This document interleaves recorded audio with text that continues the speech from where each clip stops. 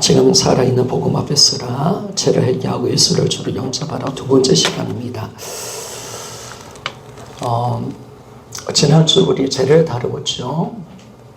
이 교재는 부활책자 1권부터 7가까지를 다루고 있습니다. 1강에는 1가와 2가를 다루죠. 우리가 딱 보니까 이 부활이 예수를 창조주로 믿을 수가 있고 창조주로 만날 수가 있습니다.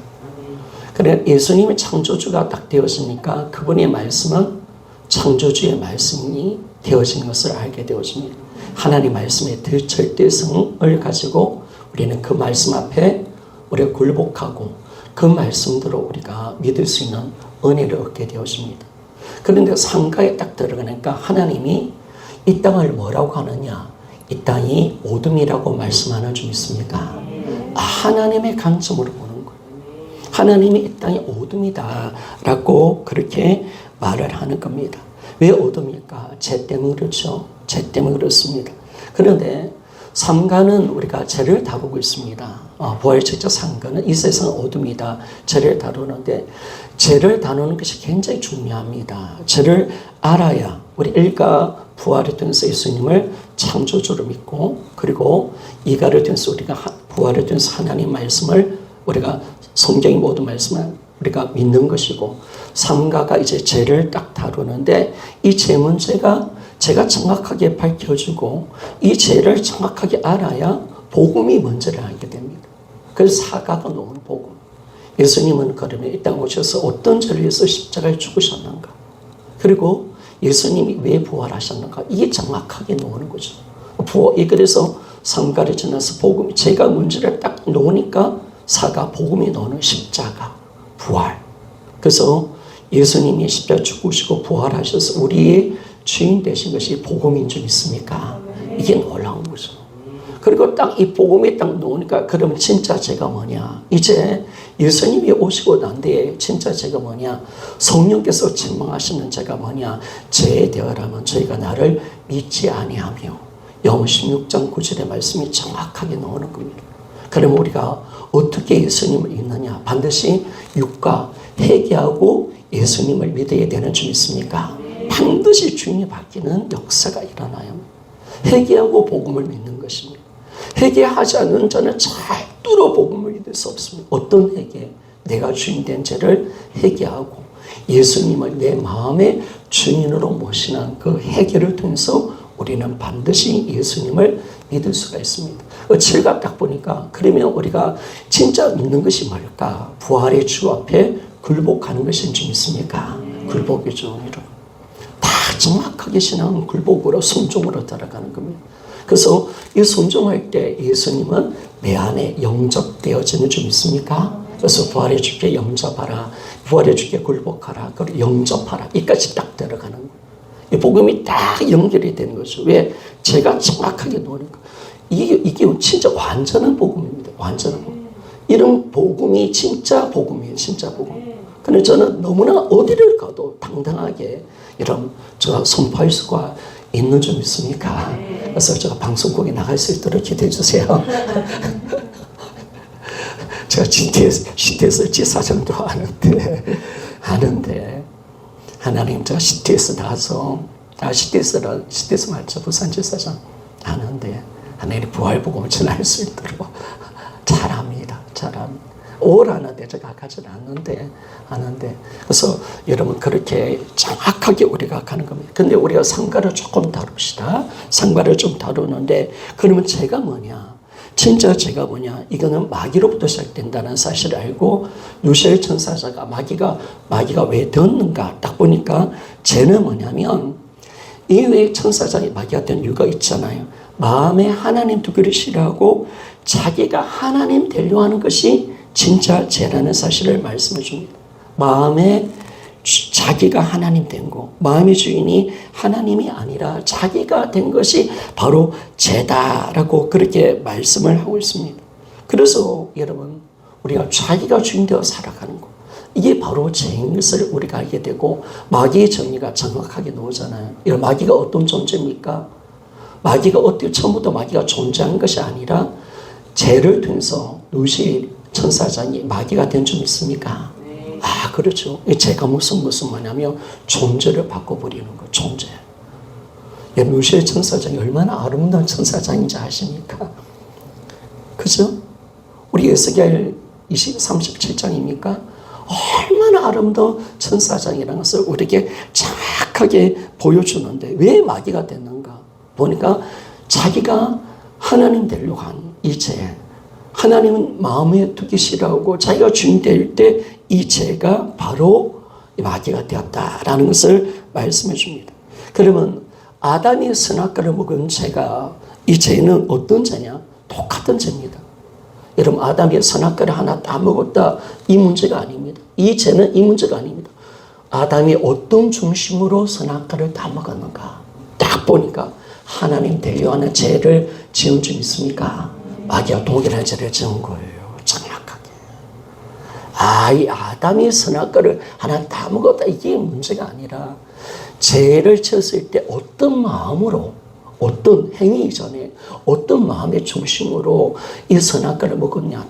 마귀가 저질렀던 죄와 동일하게 마귀 중심으로. 내가 하나님 되고자 하는 그 마음, 내가 마음에 하나님 두기를 싫어하는 그 마음의 중심으로 아담이 죄를 지었다라고 그렇게 말씀을 합니다. 그래서 여러분, 이 아담만 그런 죄가 지었나요? 우리 16페이지 봅시다. 3번에 보니까 모든 사람, 나도 아담과 동일한 죄를 지었다라고 말을 하는 겁니다. 여러분, 우리가 성경을 정확하게 로마서 5장 12절에 모든 사람이 우리가 아담과 동일한 죄를 지었다라고 그렇게 분명하게 말씀합니다. 여러분, 사실은 죄가 무슨 뭐냐면 제 행위 이전에 제 중심입니다. 이 죄가 왜 무섭냐면 마귀의 중심과 똑같습니다. 마귀의 중심. 오늘 내가 죄를 짓습니다. 어떤 중심으로 죄를 지을까요? 그냥 내가 거짓말 하나 하는 거? 도둑질 하나 하는 거? 아닙니다. 죄는 마귀 중심으로 죄를 짓는 겁니다. 마귀 중심. 그래서 하나님 보시기에는 큰 죄, 작은 죄가 없습니다. 죄는 똑같습니다. 여러분, 죄의 특성은 이렇습니다. 죄는 하나님을 싫어합니다. 죄를 짓는 사람은 하나님 싫어요. 하나님 싫어요. 마음에 두기 싫어. 그리고 죄는 하나님 말씀에 불순종하는 거야. 하나님을 반역하는 거야. 또 죄는 뭐냐면 자기가 하나님 되고 마음에 하나님 두기를 싫어하고 자기가 주인 되는 것이 죄인 줄 믿습니까? 죄는 반드시 그렇습니다. 모든 죄는 이렇게 시작되는 겁니다. 그러니까 하나님이 우리가 어떤 죄를 지었더라도 하나님 앞에 우리가 어떤 죄를 지었느냐, 하나님 똑같은 한 가지 중심으로 보십니다. 너는 마귀 중심으로 네 인생에 네가 주인 되었고 하나님을 두기 싫어하고 네가 하나님 자리에 올라가서 그 죄를 지었다는 거예요. 그래서 여러분, 죄는 큰 죄, 작은 죄가 없습니다. 여러분들은 어때요? 교도소에 있는, 저는 교도 살인자를 만나본 적도 있습니다. 그 사람은 아주 악한 사람이고 아주 나쁜 놈이고, 나는 그러면 거짓말하고 내가 그리고 게으르고 예배도 빠지고, 그러면 내 죄는 가볍습니까? 그러면 하나님 그렇게 보실까요? 하나님은 영이시기에 마음을 보십니다. 그러면 우리가 작은 죄일지라도, 우리 인간적으로 작은 죄일지라도 그런 어떤 마음 중심으로 죄를 지었을까요? 아담이 선악과를 먹었을 때 어떤 마음의 중심으로 죄를 지었을까요? 동일합니다. 그래서 우리가 호세아 6장 7절 말씀을 한번 같이 읽어볼까요? 호세아 6장 7절 말씀을 한번 읽어봅시다. 시작. 그들은 아담처럼 언약을 어기고 거기에서 나를 반역하였느니라. 아멘. 모든 죄, 아담이 선악과를 먹은 죄가 하나님을 반역한 자였다는 거예요. 왕이 되고 싶어서 진짜 왕을 쫓아내고, 지가 주인 되고 싶어서 진짜 주인 되시는 하나님을 몰아낸 사건이 바로 아담이 선악과를 먹은 죄라는 겁니다. 모든 죄는 다 그렇습니다. 그래서 여러분, 죄 자체가 하나님을 모욕하는 것 죄인 줄 믿습니까? 죄는 절대로 크고 작은 죄가 없습니다. 모든 죄는요, 하나님 보시기에 마귀 중심으로 지가 하나님 자리에 올라가서 하나님 되고 자기가 주인 돼서 짓는 죄입니다. 그래서 나타나는 증상이 뭐냐면 하나님이 왕이시고 절대자이시고 창조자신데도 하나님께 불순종하는 겁니다. 여러분, 우리 죄를 무서워하지 않은 우리가 되기를 소원합니다. 따릅시다. 어떤 죄라도 짐짓합시다. 여러분, 죄는 작은 죄 없다니까요. 죄의 모든 특성은 마귀 중심입니다. 다 마귀 중심입니다. 다 하나님을 모욕하는 겁니다. 다 자기가 하나님 자리에 올라가는 겁니다. 하나님보다 더 높은 자리에 올라가는 겁니다. 하나님을 마음에 두기 싫어하는 겁니다. 그러면서 여러분 죄를 지을 때마다 하나님 두기 싫어하는 거예요. 하나님 몰아내는 거예요. 반역하는 거예요. 그 왕이신 그분을 내가 쫓아내버리는 거예요. 그래야 내가 죄를 짓는 거예요. 그래요. 그래서 제가 여러분에게 이 상가를 다룰 때 진짜 다루고 싶은 것은 뭐냐면 죄는 지어서는 안 된다는 겁니다. 죄를 하나님 어떻게 보시느냐. 그래서 하나님 죄를 지은 인간에서 얼마나 진노하시는가 여러분 아십니까? 그래서 지옥의 불이 일어나는 거예요. 여러분. 지옥의 불. 그래서 하나님 보실 때 여러분 지옥은 오직 마귀와 죄만 가득한 곳입니다. 영원히 진노하는 것입니다. 그러니까 죄 자체를 하나님이 얼마나 싫어하는지 알아요. 왜? 제가 어떤 하나님을 어떻게 대적하고 하나님을 어떻게 무시하는지를 하나님이 직접 경험하시잖아요. 그래서 이 죄에 대해서 하나님 분노하시는 거예요. 분노하시는 거예요. 그래서 우리는 죄를 정말 싫어야 됩니다. 하나님의 관점으로 죄를 보니까 이게 죄가 작은 죄, 큰 죄가 있는 게 아니에요. 정말 죄는 다 마귀 중심으로 자기 하나님 자리에 올라가서 하나님을 반역하는 행동이다 라는 것을 알 때 여러분 이 무시무시하고 악랄한 짓을 우리가 하나님 앞에 죄를 지은 것입니다. 그랬을 때 여러분 우리 모든 사람이 동일하게 아담과 죄를 지으니까 모든 사람이 마귀의 자녀가 되었다라고 말씀을 하고 있습니다. 자, 네모 아멘 보십시오. 이 창크림이라는 게 참 좋은 것 같아요, 여러분. 천사장이 죄를 지으니까 마귀가 되었습니다.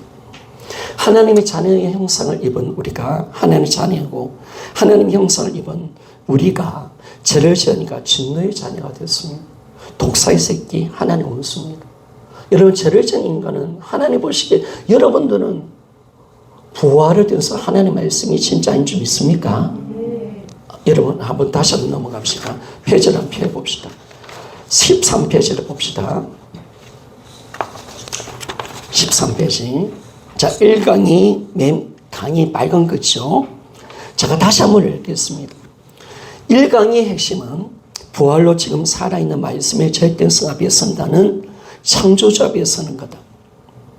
창조주와 하나님 말씀의 거리는 같기 때문이다. 창조주께 굴복한다는 것은 하나님 말씀에 내 생각, 감정을 굴복하는 것이다. 이것은 말씀을 나의 관점으로 아닌 하나님의 관점으로 본다는 결단이다. 이게 바로 부활을 만난 사람의 특징입니다. 예수를 만난 사람의 특징입니다. 정말 부활에 대해서 성경 말씀을 절대성으로 믿는 자의 특성은 바로 이겁니다. 그래서 내 생각과 감정을 섞지 않는다는 거예요. 그분의 말씀 앞에 완전히 굴복된다는 거예요. 그리고 이제는 말씀을 나의 관점으로 보는 게 아니에요. 하나님의 관점으로 보는 것인 줄 믿습니까? 그래서 이게 중요한 거죠. 그러면 왜 하나님이 죄를 지은 인간을 어떻게 보시느냐? 여러분 다시 넘어가 봅시다. 죄를 좁혀봅시다. 여러분 16페이지. 하나님 자녀인 하나님이 직접 만드셨습니다. 하나님의 형상을 만든 인간이 죄를 지었을 때 하나님은 그 인간을 어떻게 보시느냐 말입니다.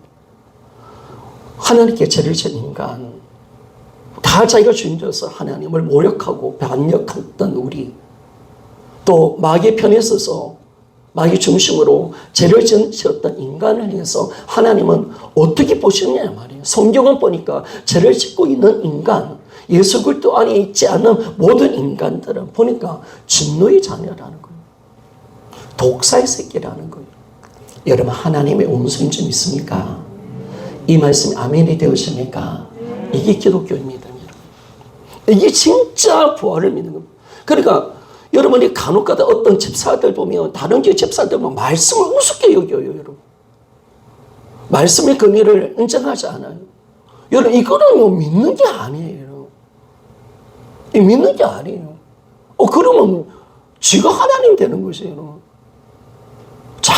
그러면 자기가 교주가 되는 거죠. 성경대로 믿는 것이 믿음 아닙니까? 그래서 우리가 정확하게 하나님의 입장으로 보는 겁니다. 부활은 성경 모든 말씀을 하나님의 관점으로 모든 것을 말씀에 선포하는 말씀입니다.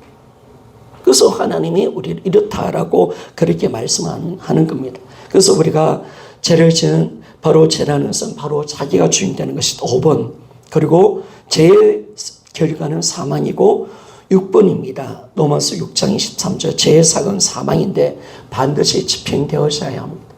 우리 하나님 말씀의 절대성을 우리가 둘 때 하나님은 반드시 어떤 말씀이라도 반드시 자신이 약속하신 말씀은 반드시 이루시는 분이신 줄 믿습니까? 저는 잘 말씀을 일정이르기라도 하나님이 그냥 살아시는 말씀이 아닙니다. 반드시 성취하시고 이루시는 하나님의 절대적인 말씀이기 때문에 우리는 하나님 말씀을 절대적으로 믿을 수 있는 줄 믿습니까? 그렇죠, 여러분. 반드시 죄의 삭은 사망이기 때문에 이 법은 반드시 집행되어져야 합니다. 하나님의 말씀은 하나님 자신도 예외가 될 수 없습니다. 우리가 왕이 만약에 어떤 법을 선포하면 왕도 예외가 될 수 없는 거예요, 여러분. 그죠? 왕도 예외가 될 수 없습니다. 그렇죠. 하나님도 하나님의 말씀을 선포하고 다는데 하나님도 예외가 될 수 없는 겁니다. 그래서 그 죄를 용서하기 위해서는 예수 그리스도의 피가 필요한 줄 믿습니까? 이게 놀라운 거죠. 그런데 누가 죽었는가? 지난주 우리가 상가를 다뤘습니다. 상가는 굉장히 중요한 가입니다. 이 부분에 있어서 이러면 정확한 관점을 가져야 되고, 그리고 우리가 어떤 자녀라 어떤 죄를 지었고 우리가 어떤 자였는데 구원받았다는 사실을 알아야 진짜 구원의 기쁨과 감격이 여러분 커지는 줄 믿습니까? 여러분 우리가 어떤 짓을 했습니까? 하나님 내가 어디서 구원받았습니까? 그 십자가의 은혜가 너무 큰 거예요. 구원의 기쁨과 감격이 여러분 우리가 아무리 못 살고 힘들어도 이 구원받은 하나 때문에 우리는 영원히 감사할 수 있는 줄 믿습니까? 여러분 이게 이렇게 가는 거예요. 가는 거예요. 이 구원의 감격이 너무 큰 거예요.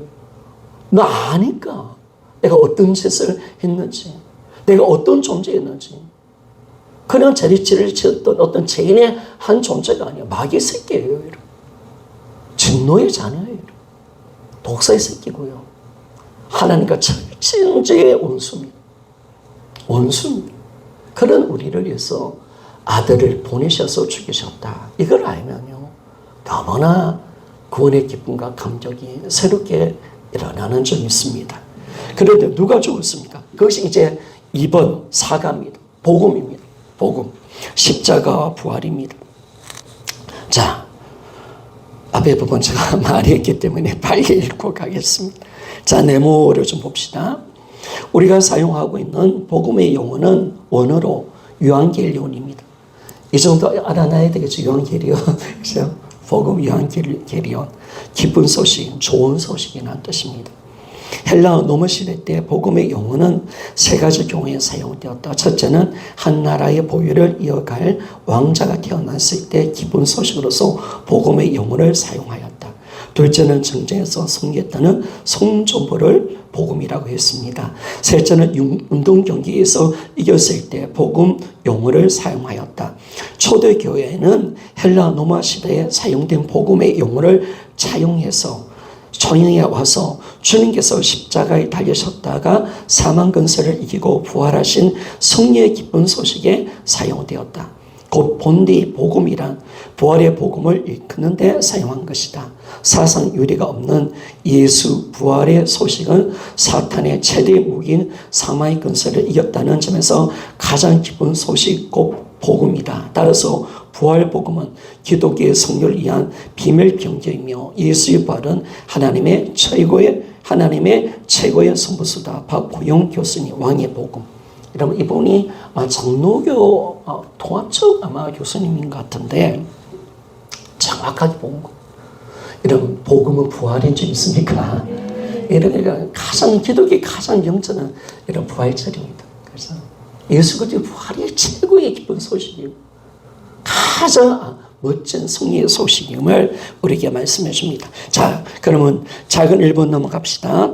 1번 로마서 6장 23절은 반드시 집행되어야 한다. 제사건 사망이라는 말씀이죠. 사랑과 용서란 이름으로 법 집행이 지소되지는 않는다라고 말했는데 서수지 자매의 감정을 좀 봅시다. 제가 읽어볼게요.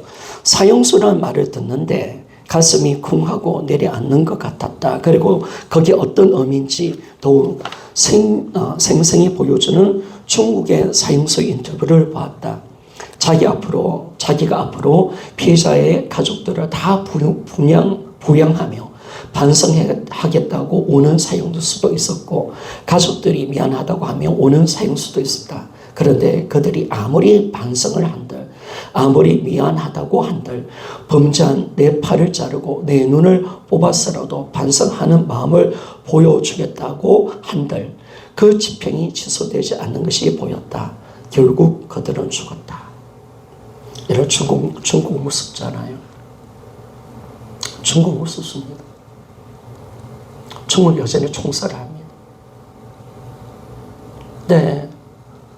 이 중국 사형수를 보면 저도 이 동영상 몇 번 봤거든요. 참 많이 울면서 빌지요. 한 번만 살려달라. 내가 그 가족들을 분양하겠다. 내가 평생 죄인의 마음, 회개하는 마음으로 살겠다.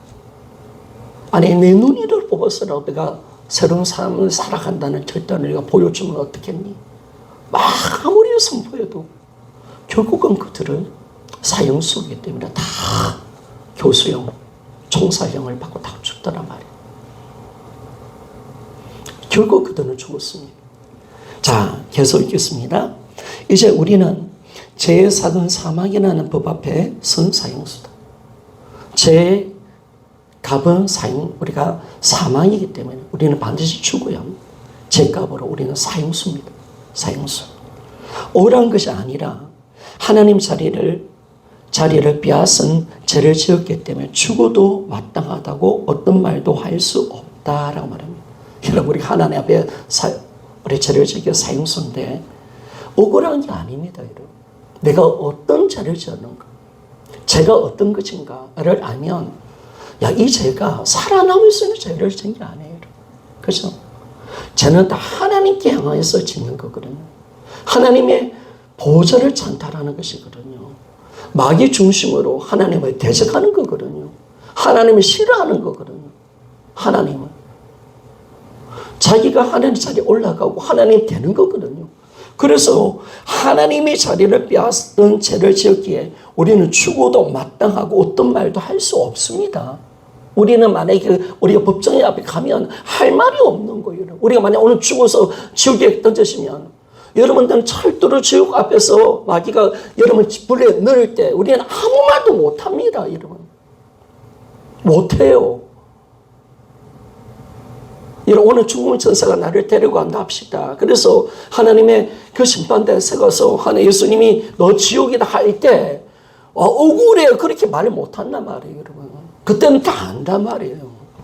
다 안단 말이에요. 마땅하다는 거 안단 말이에요. 던져줘도 아무 말을 못한다. 고기를 숙일 수밖에 없단 말이에요. 거기에서. 억울한 게 아니라 말이에요. 그래서 어떤 말도 할 수 없죠. 죽음을 기다리는데 용서라는 단어를 들린다.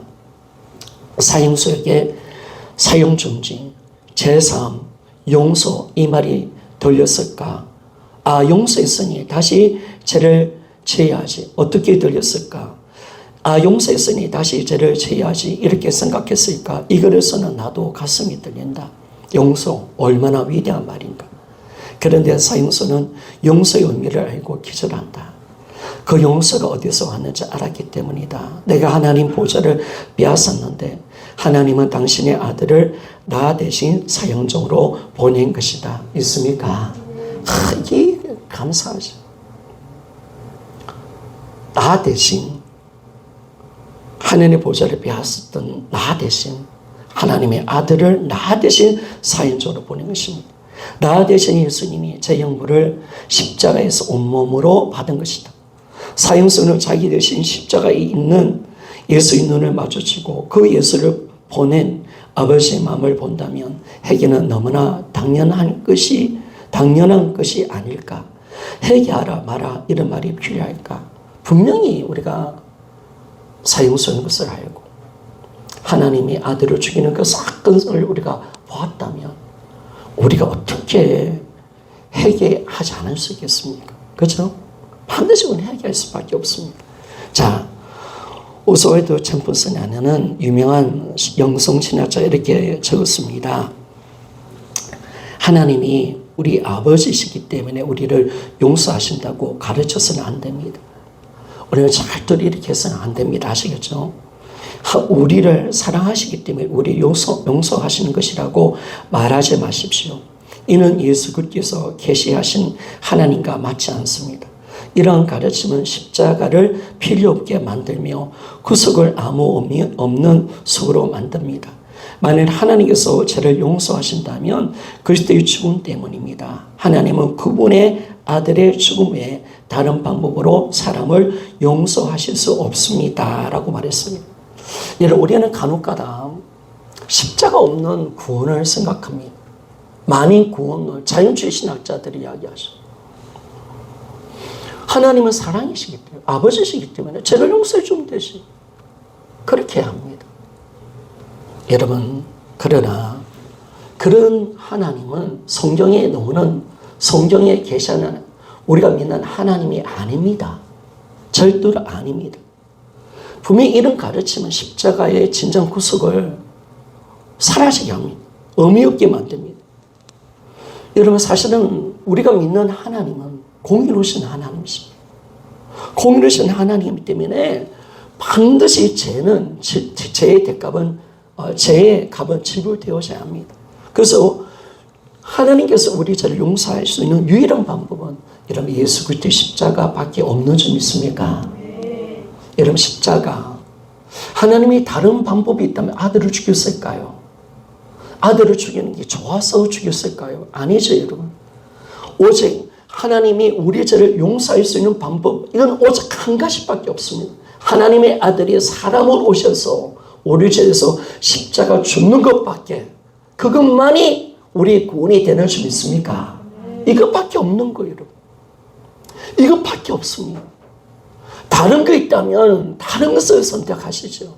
그러나 아들을 죽일 수밖에 없는 하나님의 그 애절한 마음, 이 우리 죄는 오직 그때의 죽음 외에는 우리 죄를 용서받을 수 없다는 사실을 하나님이 아셨고 그 일을 이루셨다는 사실을 성경은 정확하게 말씀해 주고 있습니다. 자, 그래서 읽겠습니다. 용서는 당연한 게 아닙니다. 용서의 이유는 회개가 아니라 십자가입니다.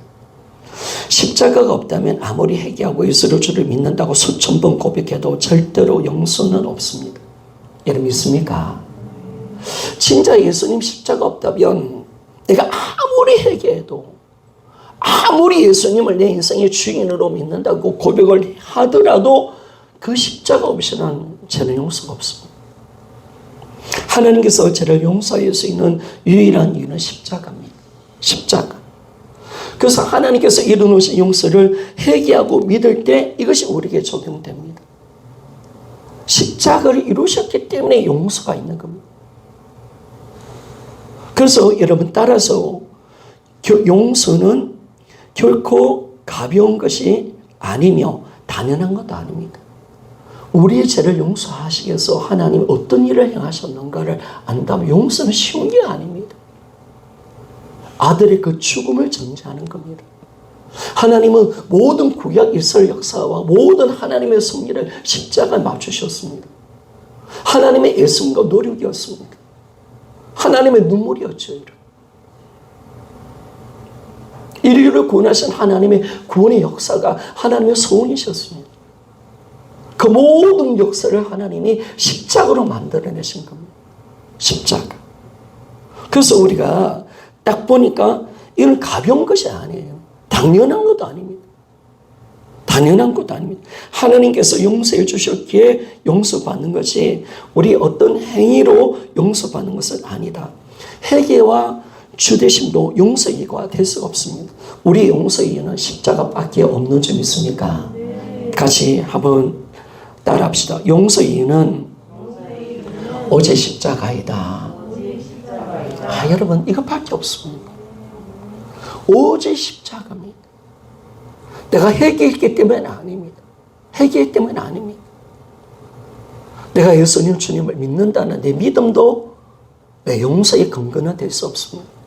우리의 모든 용서의 근거는 오직 예수의 십자가밖에 없다는 사실을 정확하게 성경은 기록하고 있습니다. 자, 히브리서 9장 22절 같이 한번 읽어보기를 원합니다. 시작. 율법을 쫓아 그의 모든 물건이 피로서 정결케 다하니 피 흘림이 없은즉 사함이 없느니라. 아멘. 하나님의 법입니다. 하나님의 공의로운 법입니다. 반드시 죄는 피를 흘려야 합니다. 생명의 값을 지불되어져야 우리 죄가 용서받습니다. 구약에도 반드시 짐승의 피가 뿌려지고 짐승이 죽어야 구약에서의 백성들이 죄가 용서받는 겁니다. 생명의 값입니다. 피는. 그래서 반드시 지불되어져야 합니다. 자, 계속 읽겠습니다. 하나님의 자리를 빼앗았다. 반역했다. 그런데 하나님이 그렇지 않아 봐주셨습니다. 자기 아들을 반역자 죄인 대신 사형장으로 보내신 겁니다. 대신. 참 대신이라는 단어가 참 귀하죠. 자, 고린도 후서 5장 14절 같이 한번 읽어봅시다. 시작. 모든 사람을 대신하여 준 선저 모든 사람이 죽은 것이다. 아멘. 우리 대신하여 그분을 사형장으로 보내신 겁니다. 그 아들에게 내가 받아야 할 로마서 6장 23절 죄에 대한 하나님의 진노, 죄에 대한 저주를 쏟으신 겁니다. 예수님 십자가가 그렇게 무서운 거예요. 하나님의 진노가 있는 곳입니다. 하나님의 죄를 얼마나 싫어하는지 아십니까? 어떻게 우리가 알 수 있을까요? 하나님 누구한테 죄를 퍼부으셨지, 죄의 저주를 퍼부으셨습니까? 아들 십자가를 통해서 부으셨습니다. 죄를 얼마나 싫어하는지를. 하나님의 진노가 골고다 언덕에 예수 그리스도의 십자가 가운데 다 드러나셨습니다. 아버지의 죄에 대한 저주를 부으신 겁니다. 그게 얼마나 무서운 겁니까?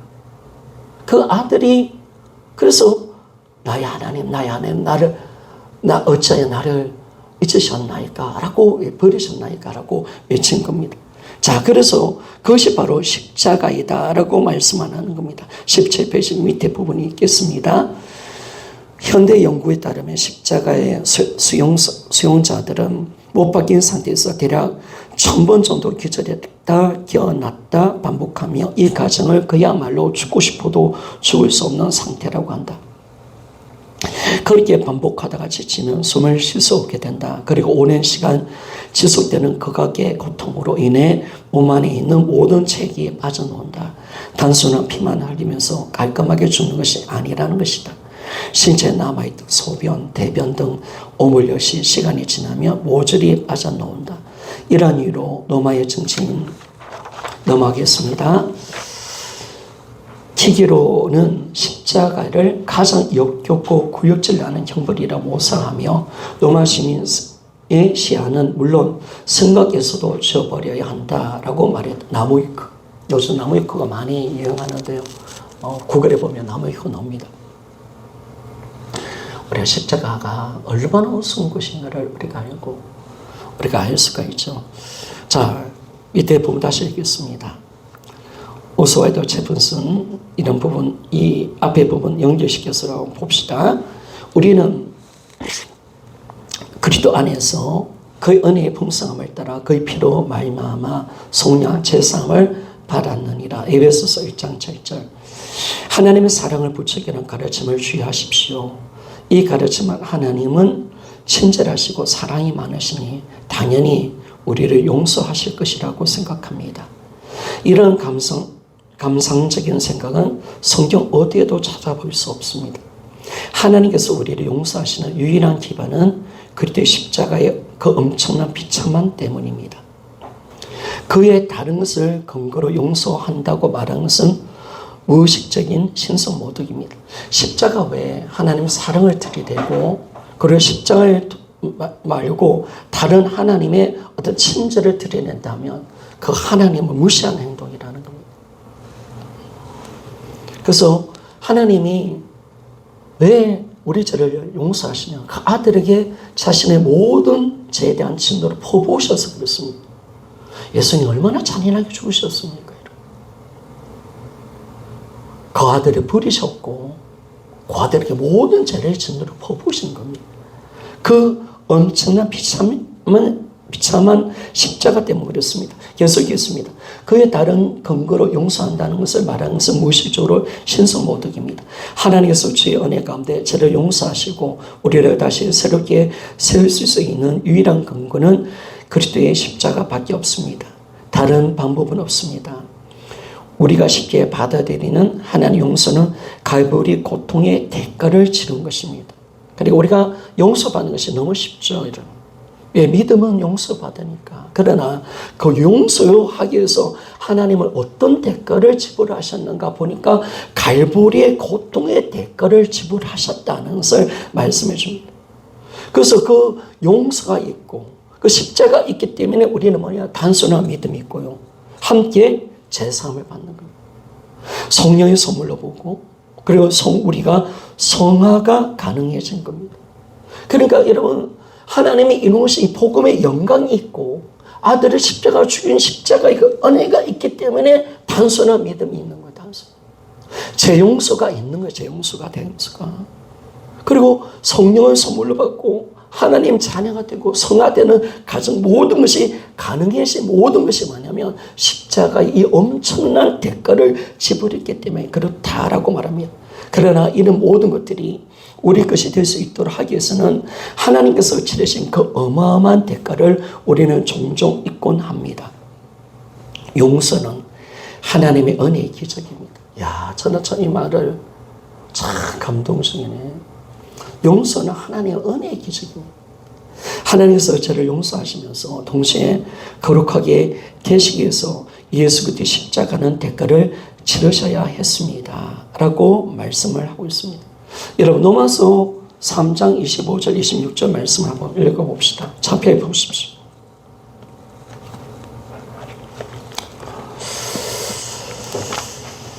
로마서 3장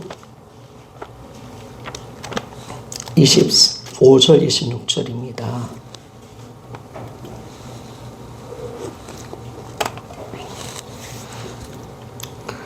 25절 26절 같이 읽어보기를 원합니다. 시작. 이 예수를 하나님이 그의 피로서 믿음으로 말미암아 화목제물로 세우셨으니 이는 하나님께서 길이 참으시는 중에 전에 지은 죄를 간과하심으로 자기의 의로우심을 나타내려 하심이니 곧 이때 자기의 의로우심을 나타내서 자기도 의로우시며 또한 예수를 믿는 자를 의롭다 하려 하심이라. 아멘. 십자가는 하나님이 죄를 용서하는 방법도 거룩해야 합니다. 하나님은 어려운 재판장이십니다. 공의로우신 하나님이십니다. 공의로우신 하나님이십니다. 그래서 죄도 반드시 자신의 법을 통해서 역사해야 되고 그 죄값은 반드시 지불하셔야 합니다. 그래서 하나님의 구원의 과정도 오르셔야 합니다. 거룩한 방법으로 가셔야 합니다. 그래서 이 십자가는 뭐냐면 하나님의 거룩함을 드러내는 것이고 하나님의 사랑뿐만 아니라 하나님의 거룩함을 드러내는 사건임을 말씀해 줍니다. 그래서 우리가 그 예수님을 믿으면 왜 우리가 어렵게 되느냐? 왜 어렵게 되느냐? 우리는 예수 믿으면 우리가 어렵게 되는 줄 믿습니까? 예, 우리의 구원은 합법적인 구원인 줄 믿습니까?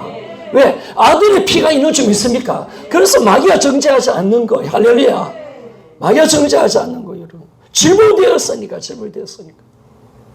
하나님이 그냥 죄를 용서했다면 마귀가 가만히 안 있겠죠. 여러분. 우리는 절대로 오를 수 없는 것이에요. 여러분. 하나님도 불의의 하나님이시죠. 그러나 그 아들을 죽였기 때문에 우리는 예수 믿고 옳게 되어지고 그 모든 죄의 형벌에서 죄책감에서 벗어날 수 있는 은혜를 얻게 되어지고 그렇게 하신 하나님도 옳은 분이심을 십자가를 통해서 나타나신 줄 믿습니까? 이렇죠, 여러분. 그러니까 마귀에 참소할 수 없는 거예요. 마귀가 아무리 참소해도 우리의 중보자이신 예수 그리스도가 앉으셔서 나를 위해서 십자가의 보혈을 통해서 나를 위해서 중보하고 계시고, 우리는 주님 피를 의지하고 있기 때문에 우리를 참사하고 정죄할 자는 아무도 없는 줄 믿습니까? 그래서 반드시 우리는 십자가의 대가를 지불하셔야 하나님이 우리 죄를 용서할 수가 있는. 그래서 여러분, 십자가 유일한 우리의 구원의 방법인 줄 믿습니까? 그러니까 딱 복음을 아니까, 주님의 속성을 알고 주님이 어떤 분인가를 알고 주님이 우리를 얼마나 사랑하셨다는 것을 아니까 하나님이 우리를 구원한 방법은 십자가밖에 없구나라는 것을 뼈저리게 깨달을 수밖에 없고, 하나님의 아들이 사람이 될 수밖에 없다는 사실을 우리는 뼈저리게 깨닫게 되는 거예요. 십자가밖에 없고, 그 십자가 하나님 구원의 도가 될 수밖에 없고, 이 십자가 하나님의 지혜요 하나님의 구원의 능력이 될 수밖에 없다는 사실을 믿습니까? 그래서 하나님이 그 엄청난 일을 우리 때문에 행하신 줄 믿습니까? 야, 이 하나님께서 이 아들을 보내서 구약을 만들어내셨고, 그 아들을 2000년 진짜 사람으로 이 땅에 태어나게 하시고, 그 성삼위 하나님의 그 사역을 통해서 예수님이 십자가까지 가는 그 위대한 사역까지 죽으시고 성령으로 여러분 다시 3일 만에 부활하신 줄 믿습니까? 하나님이 이 모든 일에 자신의 모든 것을 거시는 겁니다. 우리를 구원하는데.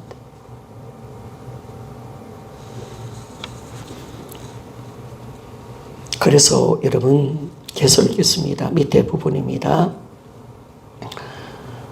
하나님께서 저를 용서하시면서 동시에 거룩한 하나님이 되시기 위해서 예수 그리스도의 십자가는 대가를 치르셔야 했습니다.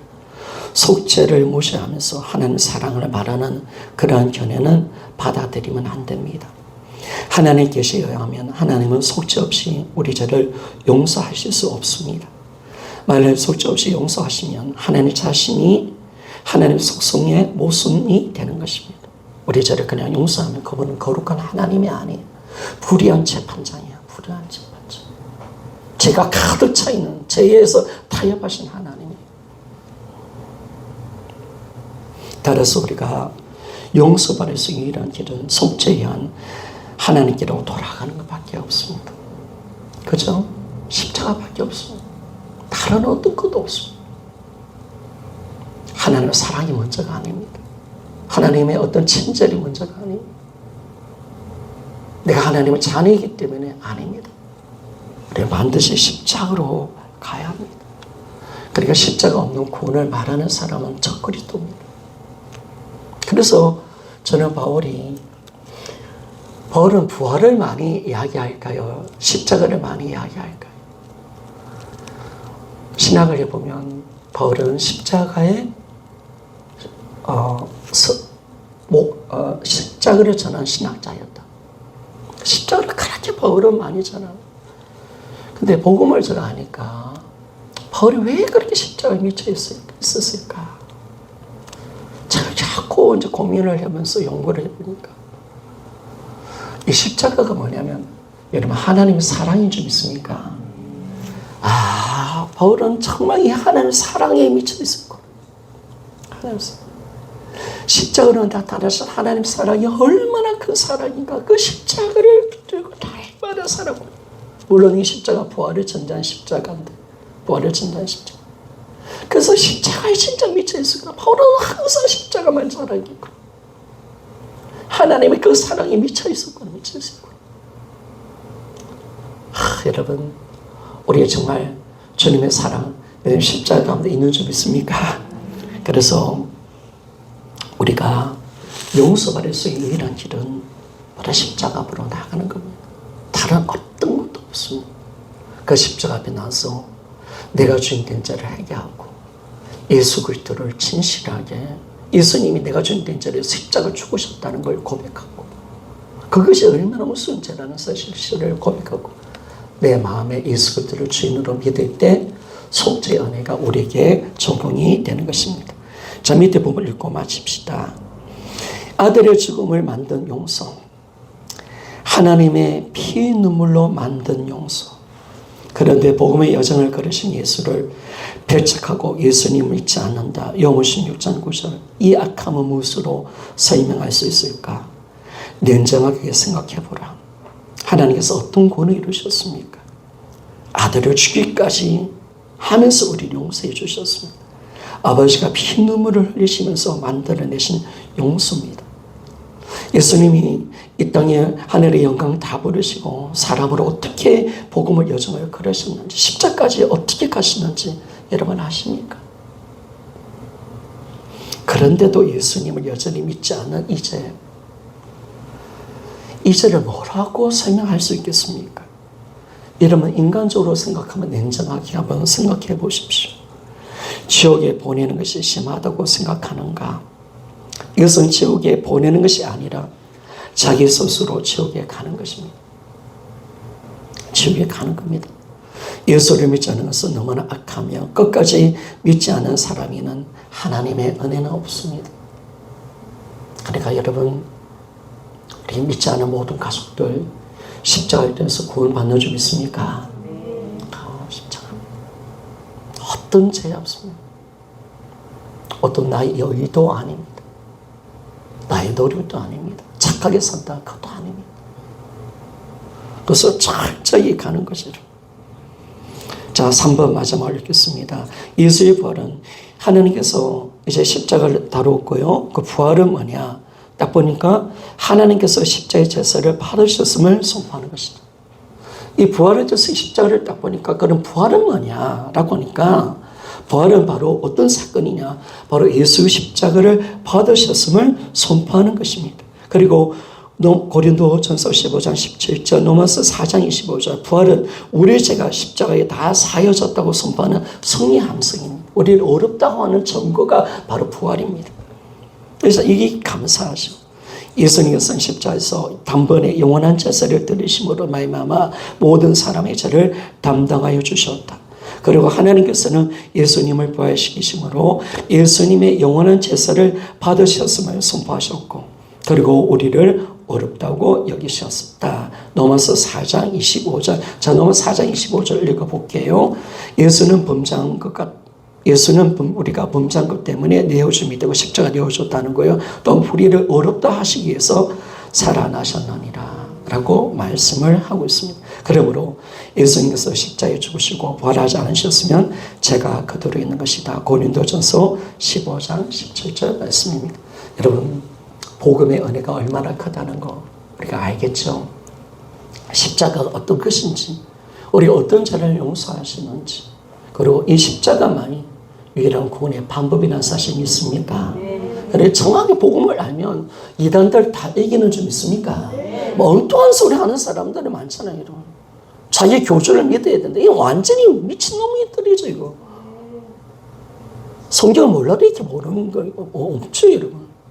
오직 십자가밖에 없습니다. 그것만이 우리 구원의 방법이고 다른 어떤 이름도 예수 외에는 다른 이름을 준 적이 없습니다. 그래서 우리가 하나님 앞에 이 복음의 그 영광을 알고 십자가와 부활이 얼마나 위대한 사건인가를 우리가 아는 귀한 은혜가 있기를 원합니다.